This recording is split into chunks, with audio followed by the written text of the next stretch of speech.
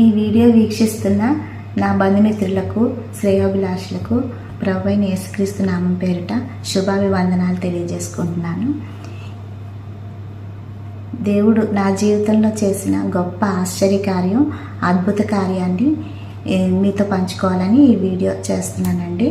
అది ఏంటంటే 2025 సంవత్సరం జనవరి 27వ తారీఖున సాయంత్రం 7:10, 7:20 నిమిషాలకు ఆ మధ్యకాలంలో నేను, నా భర్త, నా 2 బిడ్డలు, బాబు, పాప, మేము 4 కారులో ప్రయాణిస్తూ విశాఖపట్నం చిన్నవాల్టేజ్ జంక్షన్ దగ్గరికి వచ్చేసరికి అక్కడ ఘోరమైన రోడ్డు ప్రమాదం జరిగింది.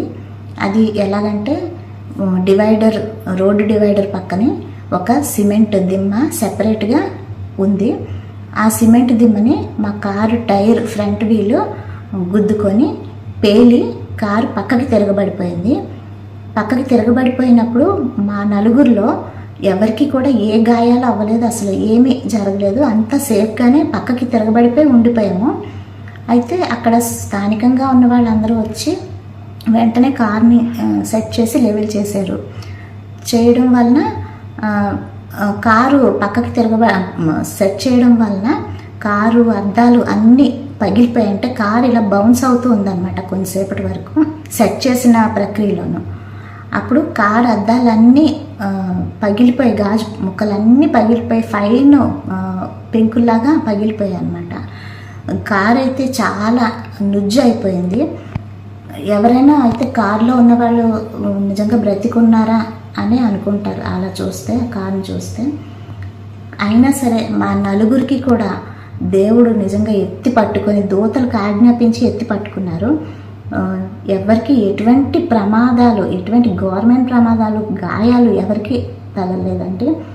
అయితే కారు తిరగబడినప్పుడు నేను ప్రార్థిస్తున్నాను, యేసయ్య యేసయ్య అని అరుస్తున్నాను, ప్రార్థిస్తున్నాను, యేసయ్యని పిలుస్తున్నాను అనమాట. నిజంగా దేవుడు దూతకు ఆజ్ఞాపించి మమ్మల్ని పట్టుకున్నారు. తర్వాత యేసయ్య కూడా అక్కడికి వచ్చి ఉండొచ్చు. మమ్మల్ని అంతగా సేవ్ చేశారనమాట. తిరగబడినప్పుడు ఏమీ జరగలేదు. వారు అక్కడ ఉన్న వాళ్ళందరూ కార్ని సెట్ చేసినప్పుడు, కార్ బౌన్స్ అవుతున్నప్పుడు నేనైతే విండో పక్కని డోర్కి ఉన్న హార్డ్ పార్ట్కి నా రైట్ సైడ్ తల దగ్గర, నుదురు దగ్గర నుంచి జా వరకు ఆ పార్ట్ గుద్దుకుంది బాగా. ఒక 4-5 టైమ్స్ ఆ హార్డ్ పార్ట్ గుద్దుకొని అదంతా బాగా వాచిపోయింది, కమిలిపోయింది అనమాట. కమిలిపోయింది. తర్వాత ఏమో బాడీ అంతా కూడా బాగా కదిలిపోవడం వల్ల మజిల్ బాగా పెయిన్స్ వచ్చాయి. తర్వాత బ్రెయిన్కి కానీ లేదు, హెడ్ ఇంజరీస్ ఎవరికి జరగలేదు. స్కల్కి కానీ, మజిల్స్ మాత్రం తగిలాయి.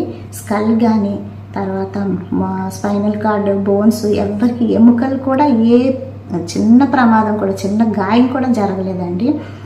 తర్వాత పాపకైతే చిన్న కాళ్ళకి, మోకాళ్ళ కిందకి చిన్న చిన్న స్క్రాచెస్ అయ్యాయి.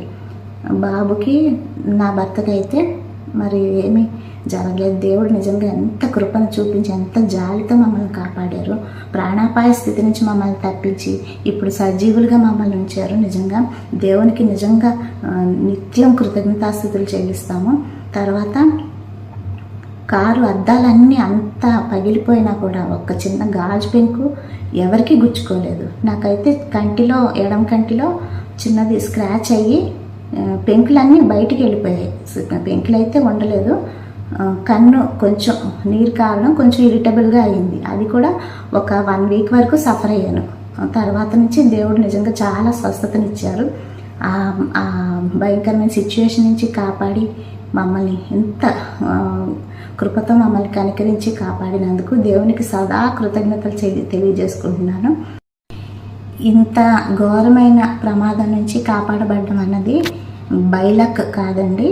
అది దేవుడు నిజంగా అద్భుత కార్యం చేసి ప్రేమను బట్టి, జాలిని బట్టి కాపాడడమే.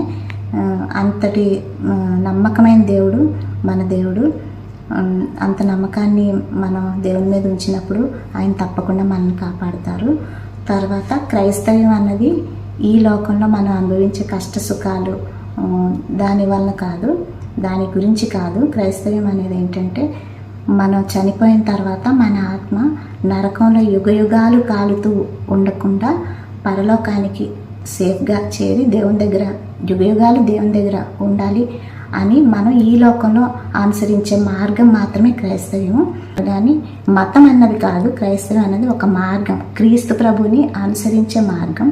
ఈ లోకంలో మనం దేవుణ్ణి మనం విశ్వసించి ఆయన తన పరిశుద్ధ రక్తం ద్వారా మనకి పాపక్షమాపణ ఇచ్చాడు. తన పరిశుద్ధ రక్తాన్ని కార్చి సిలువలో చనిపోయి మన కోసం తిరిగి లేచాడు అని మనం పూర్తిగా విశ్వసిస్తే మనకి పరలోక భాగ్యం ఉంటుంది, నరకం నుంచి తప్పించబడతాము. అది మాత్రమే క్రైస్తవ్యం. తర్వాత క్రైస్తవులకి కష్టాలు వస్తాయి ఎక్కువ అని ఎవరైనా అనుకోవచ్చు. కానీ ఈ లోకంలో మనం అనుభవించే కష్టాలు పరలోకంలో మనకి దేవుడిచ్చే భాగ్యాన్ని బట్టి పోలిస్తే అవి ఎంత మాత్రమో ఎక్కువ కాదు.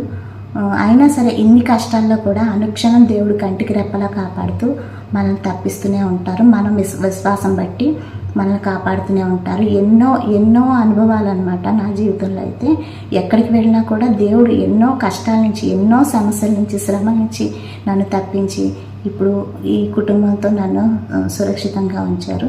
ఎంతైనా దేవునికి సదా కృతజ్ఞతలు. ఇంత కష్ట సమయంలో మా దగ్గరికి వచ్చి వాత తెలియగానే మా దగ్గరికి వచ్చి స్పాట్కి వచ్చి మాకు సహాయం చేసిన వారందరికీ, అంటే అక్క వాళ్ళ పిల్లలు అభిషేక్, ఆశీష్ మరియు నిస్సి ఒలివియా, వీళ్ళందరికీ కూడా హృదయపూర్వక ధన్యవాదాలు. ఎందుకంటే మాతో పాటు ఉండి నన్ను డాక్టర్ దగ్గర తీసుకెళ్ళి హాస్పిటల్లో చూపించి సేఫ్గా మళ్ళీ ఇంటికి చేర్చారు. తర్వాత ఇంకా ప్రతి విషయంలోనూ సపోర్ట్గా ఉన్నారు. నిజంగా దేవుడు వాళ్ళ కుటుంబాలని, పిల్లల్ని పేరు పేరున దీవెనలు కుమ్మరించాలని మనస్ఫూర్తిగా కోరుకుంటున్నాను. తర్వాత మా మేనల్లుళ్ళు మునుబాబు, చిన్నబాబు, వాళ్ళు కూడా వార్త తెలియగానే వెంటనే స్పాట్ దగ్గరికి వచ్చి చాలా సపోర్టివ్గా ఉన్నారు.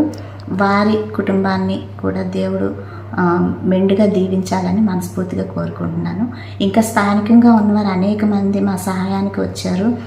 వెంటనే మాకు వాటర్ కావాలా, ఏం కావాలి, ఎలా ఉన్నారని అంతా పరామర్శ చేసి చాలా సపోర్ట్ చేశారండి. వారందరికీ కూడా హృదయపూర్వక ధన్యవాదాలు. వారందరినీ కూడా దేవుడు దీవించాలని కోరుకుంటున్నాను. తర్వాత మా కోసం ప్రార్థించిన వారు, మరి నా కొలీగ్స్ కానీ ఇంకా బంధుమిత్రులు కానీ అందరూ, ప్రతి ఒక్కరు నా కోసం ఎవరైతే మంచిగా ఉండాలి, స్వస్థత కావాలని కోరుకుని ప్రార్థించారో వారందరికీ కూడా, నా కుటుంబం కోసం ప్రార్థించిన ప్రతి ఒక్కరికి హృదయపూర్వక ధన్యవాదాలు తెలియజేసుకుంటున్నాను. దేవుడు ప్రతి ఒక్కరిని మెండుగా దీవించాలని మనస్ఫూర్తిగా కోరుకుంటున్నాను. తర్వాత అనుక్షణము మనల్ని నిత్యము కాపాడుతున్న దేవునికి, నిన్ను కాపాడువాడు కునికడు నిద్రపోడు అని వాగ్దానం చేసిన రీతిగా అనుక్షణం రెప్ప వేయకుండా మనల్ని అందరినీ కాపాడుతున్న దేవునికి కృతజ్ఞతలు చెల్లించుకుంటున్నాను. ఈ వీడియో చూసిన ప్రతి ఒక్కరిని కూడా దేవుడు మెండుగా దీవించాలని మనస్ఫూర్తిగా కోరుకుంటూ సెలవు తీసుకుంటున్నాను. ధన్యవాదాలండి.